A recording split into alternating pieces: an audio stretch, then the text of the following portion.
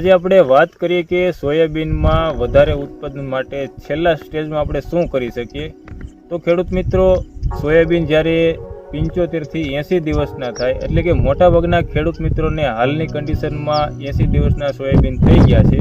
તો છેલ્લો એક એવો રાઉન્ડ આપણે કરીએ કે જેથી આપણે વીઘે 2 થી 3 મણનો ઉતારો વધારે આવે. તો એના માટે આપણે શું કરી શકીએ? તો ખેડૂત મિત્રો, એના માટે છેલ્લા રાઉન્ડ મિત્રો તેના માટે FMC કંપનીનું એક લેજન્ડ કરીને આવે છે, જેમાં આ રીતની પેકેટ આવશે, જે પ્રતિ પંપે એક પેકેટ નાખવાનું, અથવા તો ટ્રોપિકલ કંપનીનું ટેક કે 20 કરીને એક આવે છે. તો ખેડૂત મિત્રો, આ પ્રોડક્ટનો ઉપયોગ જો તમે છેલ્લા સ્ટેજ, એટલે કે તમારા સોયાબીનની હજી 20 દિવસની વાર હોય ત્યારે જો તમે આ પ્રોડક્ટનો ઉપયોગ કરો તો તમારે વીઘે 2 થી 3 મણનું ઉત્પાદન વધી જશે.